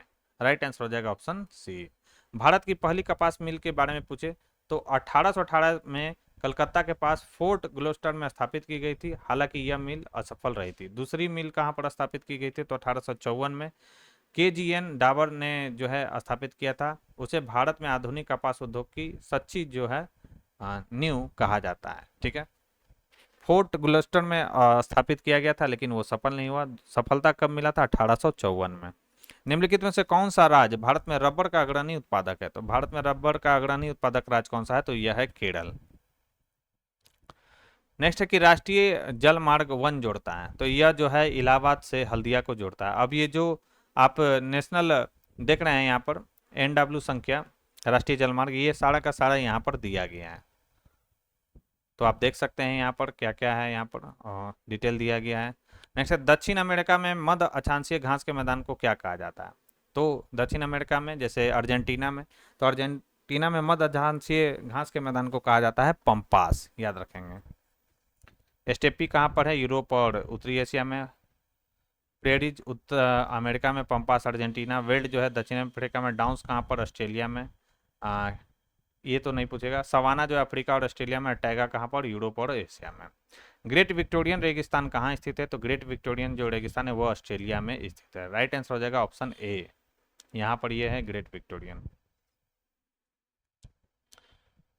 पूरा रेगिस्तान के बारे में विश्व में जितना महत्वपूर्ण रेगिस्तान है वो सारा दे दिया गया दोस्तों। नेक्स्ट है कुलगाड़ी में निम्नलिखित में से कौन सी गतिविधियां की जाती है, तो कुलगाड़ी किसके लिए फेमस है, तो सोने की सोना खनन के लिए फेमस है कुलगाड़ी। और ये कहाँ पर है, तो ऑस्ट्रेलिया में है। तो 2 है सोने का खन, एक कुलगाड़ी है और काल गोरली है। ये दोनों के दोनों ऑस्ट्रेलिया में स्थित है। और ये जो है सोने की खनन के लिए जो है दोस्तों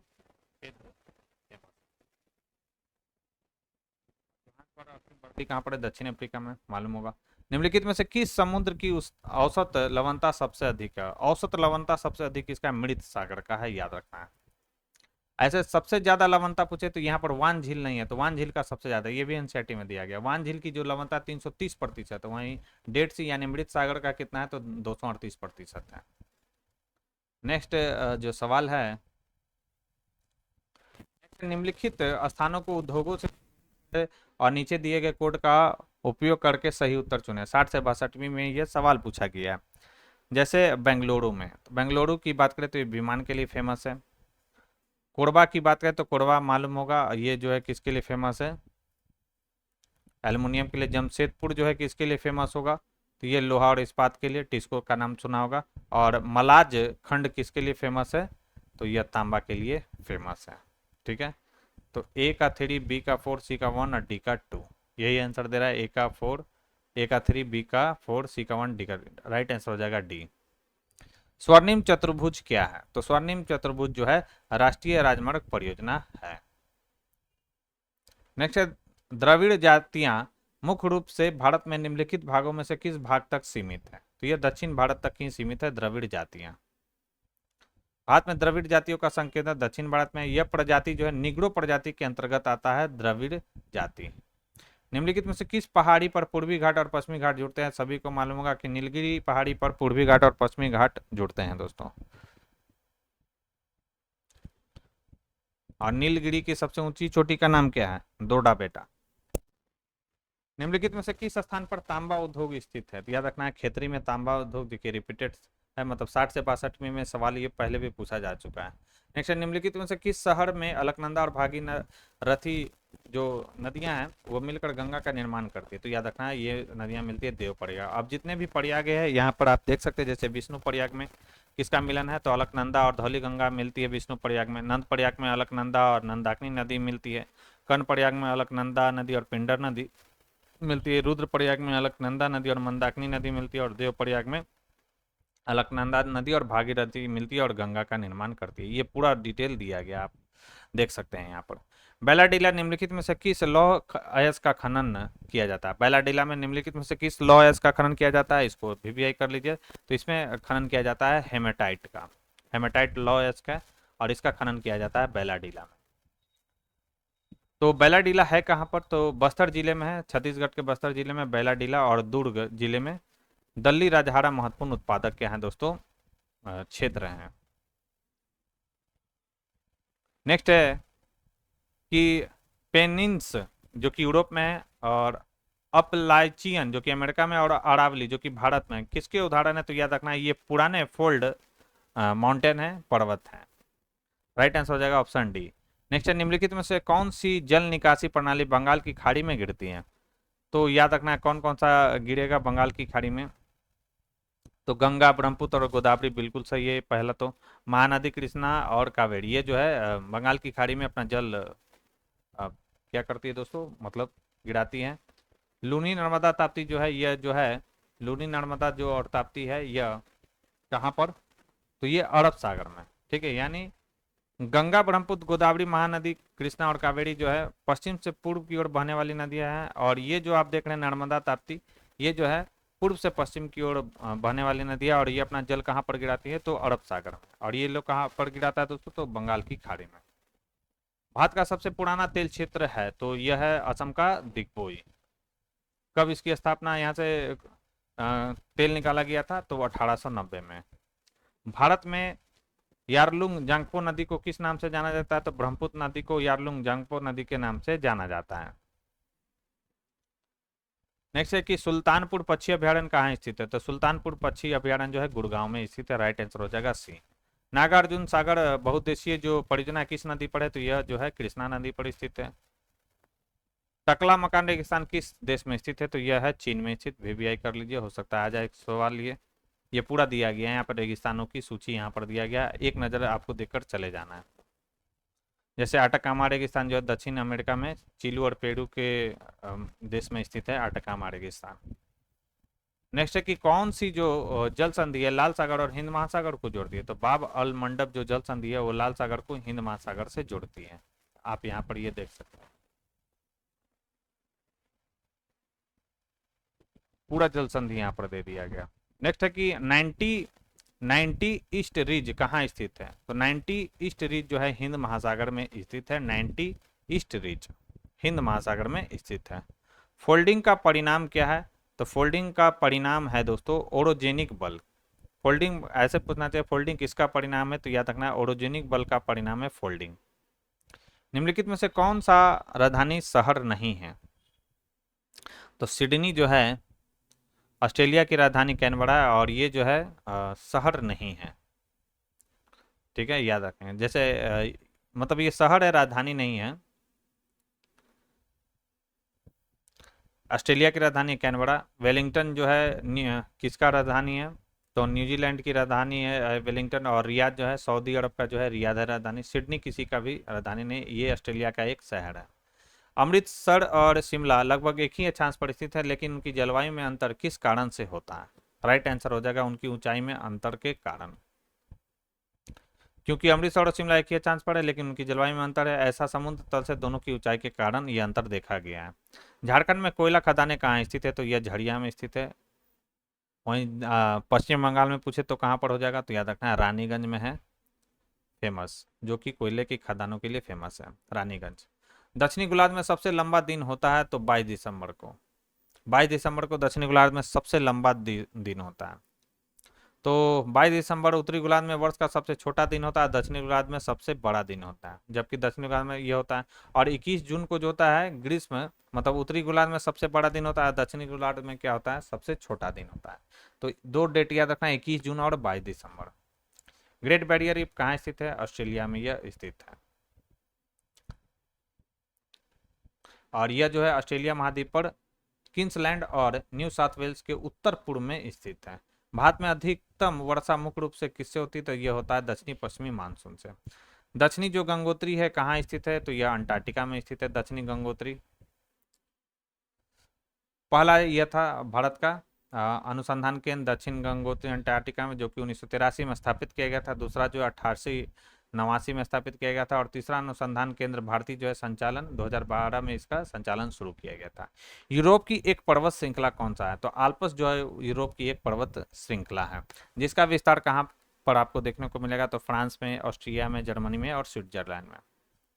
और याद रखना है कि आल्प्स का सबसे ऊंचा बिंदु जो है माउंट ब्लैक है। ठीक है, माउंट जो ब्लैक है वो आल्प्स की सबसे ऊंची चोटी है। और ये कैसा है पर्वत है? तो नवीन वर्लित पर्वत का उदाहरण है। दक्षिण अमेरिका की सबसे लंबी नदी कौन सी है? तो दक्षिण अमेरिका की सबसे लंबी नदी है अमेजन है। यहाँ पूरा नदियां दिया गया, देखिए दोस्तों कितना अच्छा से ये पूरा एकदम दिया गया है। सही मिलान करें। एक तरफ उद्योग स्थान दिया गया और उद्योग। सबसे गर्म कहाँ पर स्थान है? तो सबसे गर्म स्थान आपका होगा सहारा। सबसे ठंडा स्थान कौन सा होगा? तो सबसे ठंडा स्थान होगा अंटार्कटिका, 3 हो जाएगा। सबसे नम स्थान कौन सा होगा? तो सबसे नम स्थान हो जाएगा चेरापूंजी, क्योंकि बारिश अधिक होगा। सबसे सूखा कहाँ पर होगा? चिली में हो जाएगा। तो ए का 4 हो जाएगा, बी का 3, सी का 2 और डी का 1।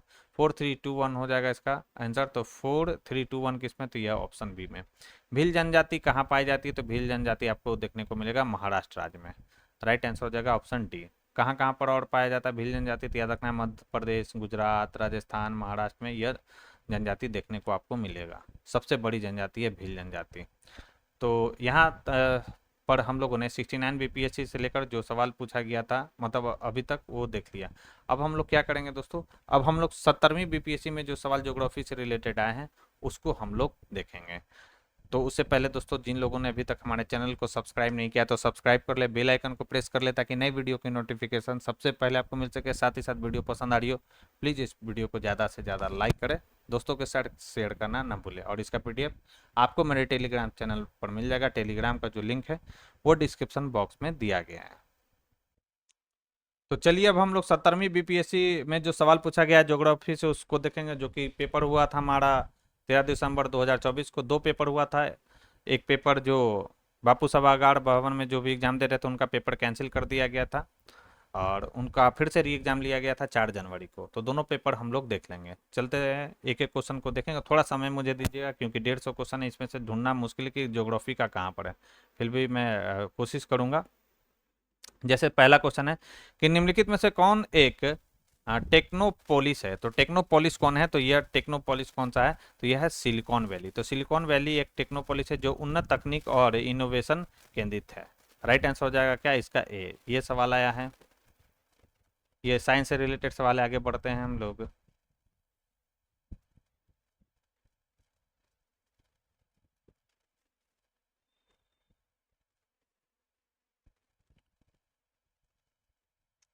हाँ देखिए, निम्नलिखित बंदरगाहों में से कौन कृत्रिम बंदरगाह है? तो चेन्नई जो है वह एक कृत्रिम बंदरगाह है, याद रखना है। हो सकता है 71वीं बीपीएससी में सवाल आ जाए, क्योंकि हमने 68वीं में देख रखा है कि 68वीं का सवाल जो है रिपीटेड हुआ था 69वीं बीपीएससी में। तो ये कृत्रिम बंदरगाह से रिलेटेड याद रखना है।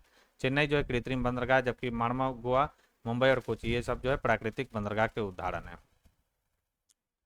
आगे बढ़ते हैं, मैं फटाफट हम लोग करते रहेंगे सवालों को, मतलब थोड़ा तो समय देना ही पड़ेगा।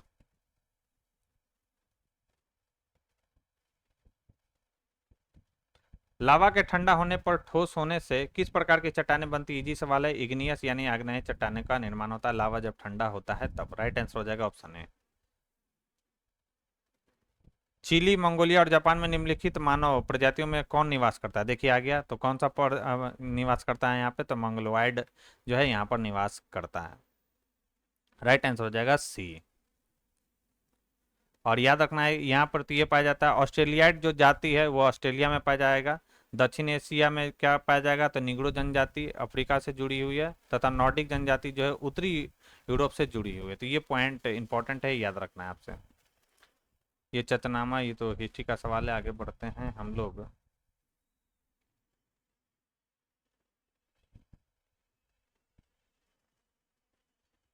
हाँ, निम्नलिखित में से कौन सा लोहे का अयस्क है? साइंस से रिलेटेड है तो लिमोनाइट है। हाँ हटाइए, मैं यहाँ पर देखिए, निम्नलिखित भारत की पर्वत श्रेणियां कौन कौन सी हैं? गारो पहाड़ियां, नंदा देवी, कामेत, केटू। ठीक है, कौन सा है? आप आपको बोल रहा है कि निम्नलिखित में से इनका पूर्व से पश्चिम सही क्रम कौन सा है? तो पूर्व से पश्चिम सही क्रम क्या है, आपसे ये पूछा जा रहा है। तो सबसे पहले क्या आएगा? गारो आएगा, यानी ए आएगा। आप इसको 1 2 3 4 करके मैं बताता हूँ। सबसे पहले क्या आना चाहिए आपका? तो पूर्व से पश्चिम की ओर आपको सही क्रम सजाना है। तो सबसे पहले आएगा पूर्व से पश्चिम, सबसे पहले आएगा एक, उसके बाद आएगा नंदा देवी, उसके बाद कामेत यानी दो, तीन, और उसके लास्ट में सबसे आ जाएगा केटू। तो इसका राइट आंसर है 1 2 3 4, जो कि किस ऑप्शन में? ऑप्शन डी में है। यहाँ पर देखिए, यहाँ पर है बिहार से रिलेटेड। तो कल मैं जो वीडियो लेकर आऊँगा वो बिहार से ही रिलेटेड होगा, लास्ट वीडियो होगा हमारा।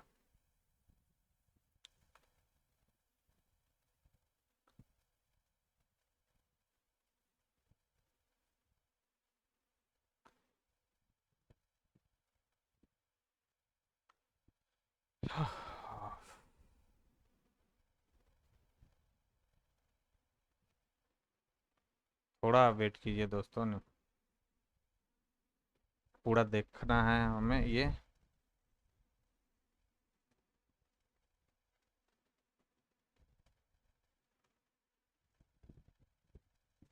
49 तक तो अभी नहीं मिला है।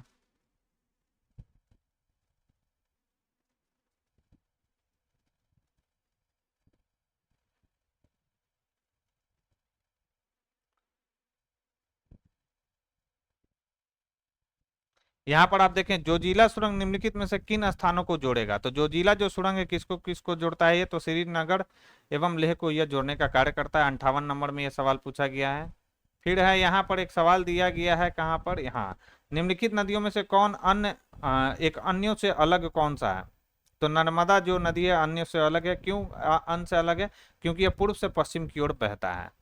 तो ये बी हो गया इसका आंसर। आगे बढ़ते हैं हम लोग। और ब्राजील के मिनास गेरेस प्रांत निम्नलिखित में से कौन सा खनिज मिलता है? यहाँ पर कौन सा खनिज आपको देखने को मिलता है मिनास गेरेस प्रांत में? तो यहाँ पर देखने को मिलेगा लौह अयस्क की खाने, यहाँ पर देखने को आपको मिलेगा। राइट आंसर हो जाएगा ऑप्शन बी। ये ज्योग्राफी से सवाल पूछा गया था। आगे बढ़ते हैं हम लोग।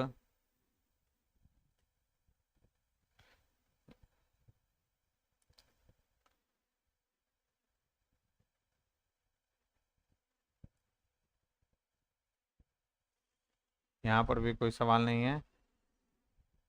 हाँ, निम्नलिखित अपवाह प्रणालियों में से किससे बिहार की भूमि अपवाहित है? ये तो बिहार में हम लोग देख लेंगे, तो घाघरा से। यहाँ पर भी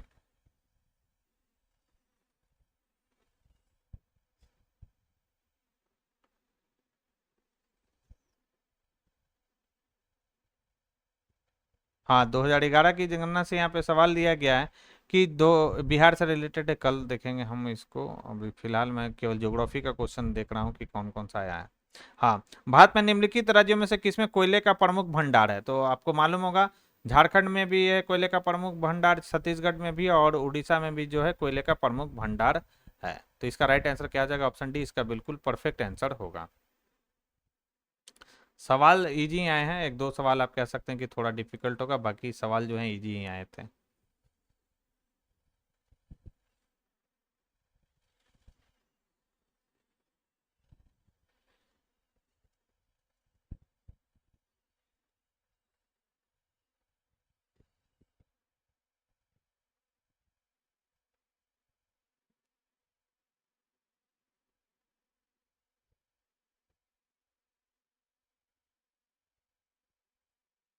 कल के क्लास में हम लोग बिहार से रिलेटेड जो सवाल है उसको कर लेंगे, थोड़ा खत्म ही होने वाला है ये।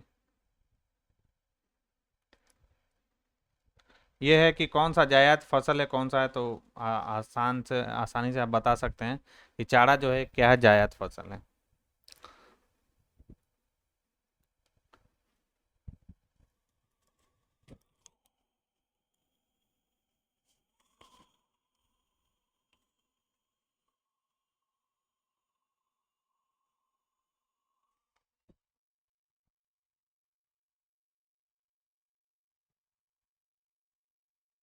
हाँ, देखिए यहाँ पर सवाल क्या है, निम्नलिखित में से किसके साथ साथ एंडीज फैला हुआ है? तो एंडीज जो फैला हुआ है दक्षिण अमेरिका के पश्चिमी तट पर, ये फैला हुआ है एंडीज। और रॉकीज कहाँ है? उत्तरी अमेरिका में। ये सवाल दिया गया इजी, मैंने बताया आपको कि इजी ही सवाल दिए गए थे 70वीं बीपीएससी में, ज़्यादा हार्ड सवाल ये नहीं पूछा गया था उसमें। चलिए, अब हमको लगता है कि खत्म हो गया होगा सवाल। हाँ, एक है कि गंगा और गंडक नदियों के संगम पर आयोजित 1 महीने तक चलने वाला पशु मेला, तो ये सभी को मालूम होगा, इजी सवाल है ये। चलिए, तो ये जो था 70वीं बीपीएससी जो कि 13 दिसंबर को पेपर हुआ था, वो उससे रिलेटेड ये सवाल, हम ज्योग्राफी से रिलेटेड हमने सवाल ये देखा। अब री एग्जाम जो हुआ था 4 जनवरी का, उसका पेपर हम लोग देख लेते हैं सरसरी निगाहों से इसको। कर्क रेखा किस राज्य से होकर गुजरती है? ये सवाल दिया गया। तो किस राज्य से होकर गुजरती है कर्क रेखा? तो ये सवाल यहाँ पर है। तो कर्क रेखा सूर्य की सीधी किरणें की तिरछे पड़ती है। आपको मालूम होगा कि कर्क रेखा जो है 8 राज्यों से होकर गुजरता है, जैसे गुजरात हो गया, राजस्थान हो गया, मध्य प्रदेश हो गया, छत्तीसगढ़ हो गया, झारखंड हो गया, पश्चिम बंगाल, त्रिपुरा और मिजोरम। तो यहाँ पर तो कोई जो राज्य है वो यहाँ पर है ही नहीं, तो इसलिए इस क्वेश्चन में स्टार लगा हुआ है। बिहार से नहीं गुजरता, उड़ीसा से भी नहीं, उत्तर प्रदेश से भी नहीं, मेघालय से भी नहीं गुजरता। तो ये इस क्वेश्चन को आप एलिमिनेट कर सकते हैं। मूल्यांकन से क्या है, ये बाहर कर दिया गया था आयोग के द्वारा। सवाल पूछा गया था कर्क रेखा से।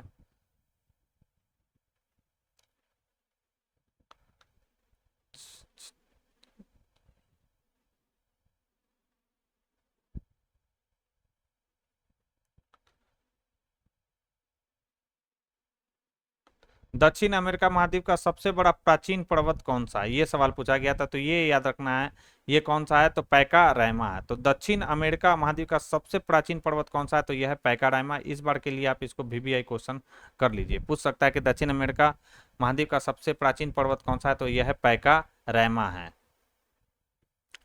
आगे बढ़ते हैं हम लोग और फटाफट क्वेश्चन को देखने का प्रयास करेंगे।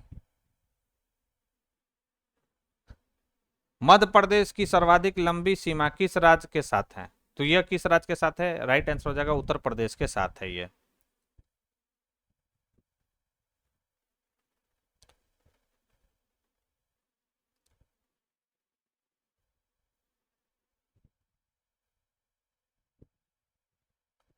चलिए फटाफट में देखते हैं। हाँ, यहाँ पर देखिए, छोटा नागपुर पठार पर कर्क रेखा कर्क रेखा को कौन सी नदी युग्म 2 बार काटती है, ये भी इंपॉर्टेंट है, याद रखना है। कौन सा नदी काटता है, इसमें भी स्टार लगा हुआ है। हालांकि आप ध्यान देंगे यहाँ पर कि भारतीय नदियों में केवल माही नदी ही जो है कर्क रेखा को 2 बार काटती है। ठीक है, तो माही नदी होगा इसका राइट आंसर। ज्ञातव्य है कि दामोदर, स्वर्ण रेखा तथा बड़ाकर नदियां छोटा नागपुर के पठार से होकर बहती है, परंतु ये नदियां कर्क रेखा को 2 बार नहीं काटती है, अतः कोई विकल्प सही नहीं है।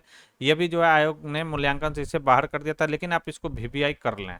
ठीक है, वीवीआई कर लें इसलिए कि माही नदी जो है कर्क रेखा को 2 बार काटता है, ऐसा सवाल आ रहा है। जैसे कर्क रेखा और भारतीय मानक समय रेखा एक दूसरे को कहां पर कट करता है, बघेलखंड में।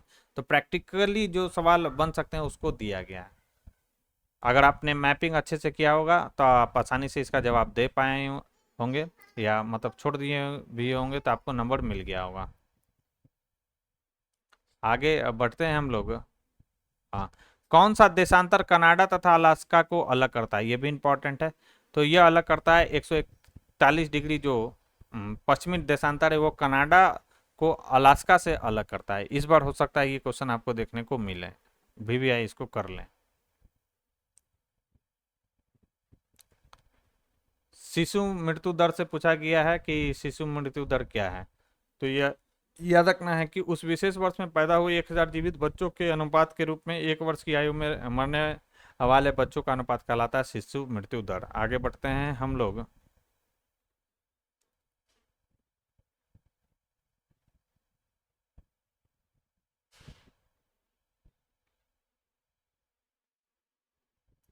बिहार का शो बहुत बार पूछ चुका है ये। मुजफ्फरपुर में लीची का उत्पादन होता है। देखिए, निम्न में से कौन यूरोप का खेल का मैदान कहलाता है, तो यह कहलाता है कौन, स्विट्जरलैंड। हम लोग देख चुके हैं इस सब चीज को। उत्तर पूर्वी भारत का स्कॉटलैंड कौन सा है, देखिए वहां पर एक लिस्ट आया था ना, वहां पर था ये। उत्तर पूर्वी भारत का स्कॉटलैंड कौन सा है, तो यह है मेघालय। उत्तर पूर्वी भारत का स्कॉटलैंड इसे कहा जाता है। स्विट्जरलैंड भारत का कौन सा कहलाता है, तो यह कहलाता है जम्मू कश्मीर। देखिए, एशिया माइनर के भूमध्य सागरीय तट पर स्थित पर्वत श्रेणी कौन सी है, तो यह कौन सा है, टारस है। इंपॉर्टेंट कर लीजिए, एशिया माइनर के भूमध्य सागरीय तट पर स्थित पर्वत श्रेणी कौन सा है, तो यह टारस है। चलिए आगे बढ़ते हैं हम लोग। यहाँ पर बोला कि भारत के किस राज्य को खनिज लवणों का राज्य कहा जाता है, तो यह कहा जाता है उड़ीसा राज्य को खनिज लवणों का राज्य। ठीक है। ग्रेक क्रांति किससे संबंधित है, उर्वरक से संबंधित है।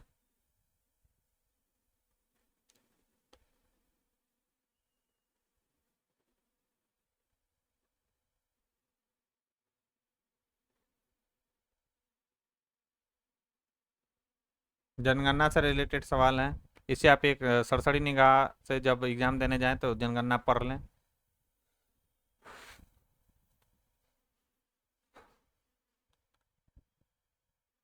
ये देखिए, उत्तर प्रदेश में हिम रेखा की औसत ऊंचाई क्या है, उत्तर प्रदेश से रिलेटेड सवाल पूछा। हालांकि कोई औचित्य नहीं है इस सवाल को देने का बीपीएससी को, मतलब ये बिहार का एग्जाम में उत्तर प्रदेश में हिम रेखा की औसत ऊंचाई इनसे पूछा जा रहा है, मतलब कोई ट्रेंड समझ में नहीं आता है इनका, क्या पूछना चाह रहे हैं। एक में इतना लो कर देंगे पूछते पूछते कि ग्रुप डी का भी बच्चा उसको निकाल देगा, एक में इतना हाई कर देंगे कि यूपीएससी तक के पसीने छूट जाते हैं वहाँ क्वेश्चन को सोल्व करने में।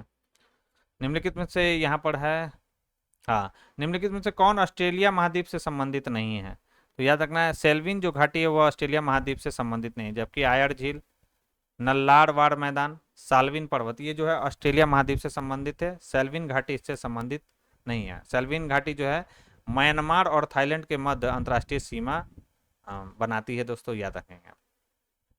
अक्सर इसे पूर्व का ग्रैंड कैनियन कहा जाता है सेल्विन घाटी को।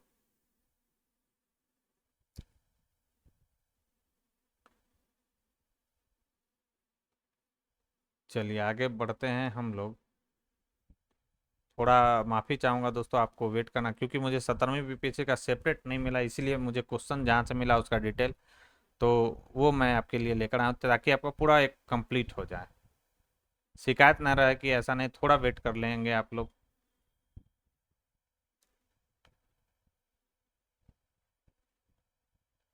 यहाँ पर नहीं है। सोन नदी का उत्पत्ति स्थल अमरकंटक कहाँ स्थित है? तो यह कहाँ पर स्थित है? तो अमरकंटक जो है मैकाल श्रेणी में स्थित है।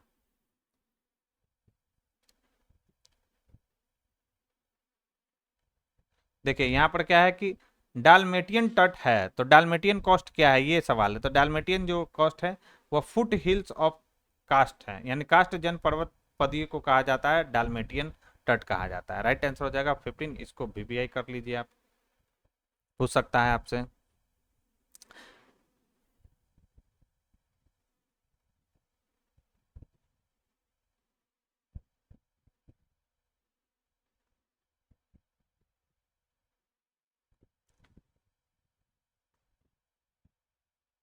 देखिए डीवी द्वीप किन सरिताओं के मध्य स्थित है? तो डीवी जो द्वीप है वो कृष्णा नदी जो है सरिताओं के मध्य स्थित है। तो amid the distributed of which river is situated डीवी आइलैंड?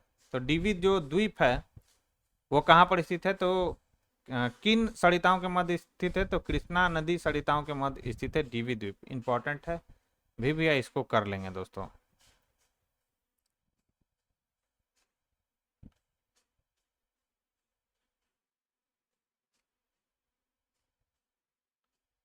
चलिए, अब लगता नहीं है कि पूछा गया है सवाल यहाँ पर। कश्मीर घाटी किस प्रकार की घाटी है? ये सवाल देखिए पूछा गया है। तो कश्मीर घाटी जो है विवर्तनिकी यानी टेक्टोनिक प्लेट से निर्मित है यह घाटी, जो केरवा के लिए फेमस है, केरवा मिट्टी के लिए, जहाँ जाफरान की खेती यानी केसर की खेती की जाती है। पहले भी हम लोग देख चुके हैं।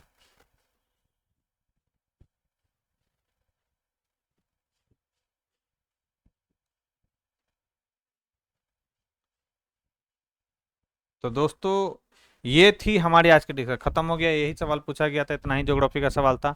ये थी हमारी आज की डिस्कशन। इस डिस्कशन में हम लोगों ने दोस्तों बीपीएससी में ज्योग्राफी से रिलेटेड, चाहे वो इंडियन ज्योग्राफी हो चाहे वर्ल्ड ज्योग्राफी हो, इससे रिलेटेड जितने भी सवाल पूछे गए थे उसको मैंने कवर यहाँ पर कर दिया है। तो वीडियो पसंद आई हो दोस्तों तो वीडियो को लाइक और शेयर करना इसे न भूले। जो लोग हमारे चैनल से पहली बार जुड़े हैं तो चैनल को सब्सक्राइब कर ले, बेल आइकन को प्रेस कर ले, ताकि नए वीडियो के नोटिफिकेशन सबसे पहले आपको मिल सके। और इस वीडियो का जो पीडीएफ है आपको मेरे टेलीग्राम चैनल पर मिल जाएगा। टेलीग्राम का जो लिंक है डिस्क्रिप्शन बॉक्स में दिया गया, तो आप वहां से जाकर इस वीडियो की पीडीएफ को आसानी से डाउनलोड कर सकते हैं। तो आज के लिए बस इतना ही दोस्तों, थैंक यू।